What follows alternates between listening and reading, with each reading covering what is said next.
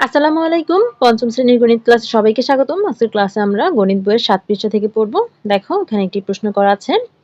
বলা আছে ৮৯,৭৫৩টি শীতার্ত পরিবারের মাঝে শীতবস্ত্র হিসেবে কম্বল বিতরণ করা হলো। প্রতিটি কম্বলের মূল্য ১,৯৯৯ টাকা হলে শীতবস্ত্র ক্রয় বাবদ মোট কত টাকা খরচ হলো? তো এই প্রশ্নটি আমরা যদি পরীক্ষায় আসে কিভাবে সমাধান করব সেটা শিখব। তো এখানে কি বলা আছে? এখানে বলা আছে পরিবার আছে ৮৯,৭৫৩টি।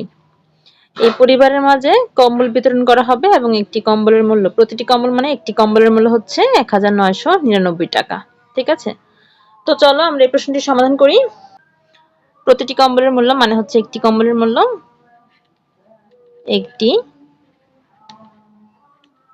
কম্বলের মূল্য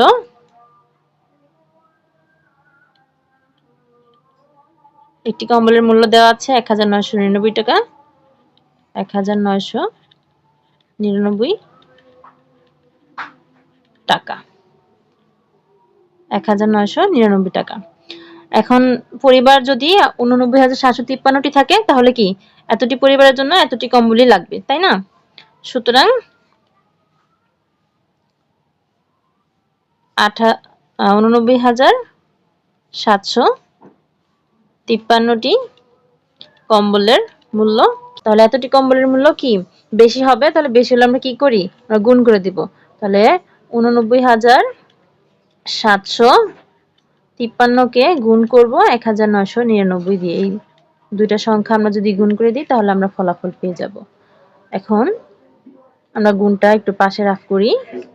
৮৯,৭৫৩ গুণ ১,৯৯৯। তো গুণটা যদি করি তাহলে কি হবে? ৯ দিয়ে গুণ করলে ৩ নং ২৭, ২৭-এর ৭ হাতে ২, ৫ নং ৪৫ আর ২ ৪৭-এর ৭ হাতে ৪, ৭ নং ৬৩, ৬৩ আর ৪ হচ্ছে ৬৭, ৬৭-এর ৭ হাতে ৬, ৯ নং ৮১ আর ৬ ৮৭, ৮৭-এর ৭ হাতে ৮, ৮ নং ৭২ আর ৮ কত? ৮০। এককের ঘরে শূন্য। এবার ৯ দিয়ে গুণ করলে সেম এই সংখ্যাটা আসবে, তাই না? তো আমরা লিখে দিই এটা দেখে দেখে। ৭ ৭ ৭ ৭ ০ ৮। এরপর এককের ঘরে শূন্য, দশকের ঘরে শূন্য। এবার এই ৯ দিয়ে গুণ করলে আবার সেম সংখ্যাটা আসবে, তো আমরা এটা দেখে দেখে লিখে দিই। ০ ৭ ৭ ৭ ০ ৮। এরপর ১ দিয়ে গুণ করতে হবে, তাহলে ৩টা শূন্য, এককের ঘরে শূন্য, দশকের ঘরে শূন্য, শতকের ঘরে শূন্য। ১ দিয়ে গুণ করলে উপরের এই সংখ্যাটাই আসবে, অর্থাৎ ৩ একে ৩, ৫ একে ৫, তারপর ৭ একে ৭, ৯ একে ৯, ৮ একে ৮। এবার আমরা গুণফলটা বের করি। এখানে হচ্ছে ৭, ৭ ৭ ১৪ এর ৪ হাতে ১, ৭ ৭ ১৪ আর ১ ১৫ এর ৫ হাতে ১, ৩ ৭ ২১ আর ১ হচ্ছে ২২, আর এখানে আছে কত? ৩, ২২ আর ৩ ২৫-এর ৫ হাতে ২, ৭ ৭ ১৪, ১৪ আর এখানে আছে ৫ ১৯ আর হাতের ২, ২০ ২১, ২১-এর ১ হাতে ২, ৭ ৭ ১৪, ১৪ আর এখানে আছে ৮, তাহলে কত হবে? ১৮ ২২ আর হাতের ২, ২২ আর ২ হচ্ছে ২৪, ২৪-এর ৪ হাতে ২, ৮ আর ২ ১০, ১০ আর ৯, ১৯-এর ৯ হাতে ১, ৮ ৮ ১৬ আর হচ্ছে ১ ১৭। তাহলে কত হলো? ১৭,৯৪,০০০ না ১৭,৯৪,১৫,৫৪৭ ১৭,৯৪,১৫,৫৪৭ টাকা, তাই না? তাহলে এখানে আমরা কি লিখতে পারবো? এখানে আমরা গুণফল লিখে দিব ১৭,৯৪,১৫,৫৪৭ টাকা। উত্তরটা লিখে দিই। উত্তর কত লাগবে? শীতবস্ত্র ক্রয় বাবদ মোট কত টাকা খরচ হলো সেটা তো বের করতে বলেছে। তাহলে মোট ১৭,৯৪,১৫,৫৪৭ 547 টাকা কি খরচ হবে? খরচ হবে। শেষ। এরপর খেয়াল করো বইয়ে চলে যাই। বইয়ে দেখো এখানে এই যে উত্তরটা লিখতে হবে। এই দুটো সংখ্যা গুণ করে এখানে কি উত্তরটা পেয়েছি সেটা আমরা লিখে দিব। কি উত্তর পেয়েছি? 17,94,15,547 পেয়েছি।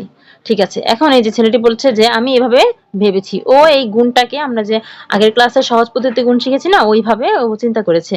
এখানে এই যে দেখো এই যে 89,753 এটা সেম আছে, শুধু এই যে সংখ্যাটাকে অর্থাৎ 1999 এই সংখ্যাটাকে এখানে দুইটা সংখ্যায় ভেঙে ভেঙে লিখেছে, বিয়োগ করে দুইটা সংখ্যা লিখেছে। তো আমরা কি কত কত বিয়োগ করে 1999 পাই? দেখো তো 2000 থেকে 1 বিয়োগ করলে কিন্তু আমরা 1999 পাই, তাই না?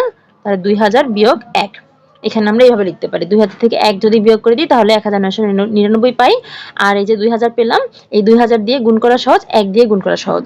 ঠিক আছে, যে এটা কিন্তু ব্রেকেট। এখানে খেয়াল করেছো এখানে যে ব্রেকেট আছে একটা, তো এই ব্রেকেট মানে হচ্ছে কি আমরা এর পরের লাইনে যদি এই গুণটা করতে চাই তাহলে এই সংখ্যাটাকে একবার 2000 দিয়ে গুণ করতে হবে, মাঝখানে বিয়োগ থাকবে, তারপর এই সংখ্যাটাকে একবার 1 দিয়ে গুণ করতে হবে, অর্থাৎ সহজ পদ্ধতিতে গুণ আমরা যেভাবে করেছি। তারপর খেয়াল করো এই যে এই মেয়েটি আবার অন্যভাবে চিন্তা করেছে। ও মানে সহজ পদ্ধতির অন্য একটা নিয়ম চিন্তা করেছে। দেখো ও আবার কি করেছে, এই যে এই সংখ্যাটা সেম রেখেছে, শুধুমাত্র এই যে 1999 এই সংখ্যাটাকে ও একটা, দুইটা, তিনটা ঘরে লিখেছে, অর্থাৎ দুটো সংখ্যা যোগ হবে, সেই যোগফল থেকে একটা সংখ্যা বিয়োগ করে 1999 হবে। আচ্ছা ঠিক আছে, তো 1999 আমরা যখন সহজ পদ্ধতিতে গুণ করেছি তখন কিন্তু কিভাবে সংখ্যাগুলো বের করেছি? এমন সংখ্যা বের করেছি যেখানে 1 থাকে, 0 থাকে। তো এখানে কিন্তু সেই কাজটা আমরা করতে পারি, অর্থাৎ 1000 আর 1000 যদি যোগ করি তাহলে হবে 2000, সেখান থেকে যদি আমরা 1 বিয়োগ করে দিই তাহলে হবে 1999।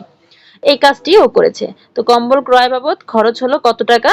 এই যে গুণটা করি এটা এখানে আমরা লিখে ফেলতে পারবো। যে ফলাফলটা আমরা পেয়েছি, কি পেয়েছি? 17,94,15,547 পেয়েছি।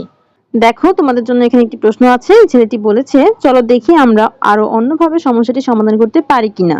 প্রথমে আমি দুটি সংখ্যাকে গুণ করে সমস্যাটা সমাধান করেছি। তারপর দেখো এই ছেলেটি চিন্তা করেছে যে 2000 থেকে 1 বিয়োগ করে এই গুণটা করবে, আর এই মেয়েটি চিন্তা করেছে যে 1000 2000 করে সেখান থেকে 1 বিয়োগ করে গুণটা সহজ পদ্ধতিতে করবে। তো তোমরা এভাবে অন্য কোনো ভাবে করা যায় কিনা সেটা চিন্তা করে বের করবে। এর পরের ক্লাসে আমরা নিচের দিকে যে সমস্যাটা আছে সেটা সমাধান করব। দেখা হবে পরের ক্লাসে। আল্লাহ হাফেজ।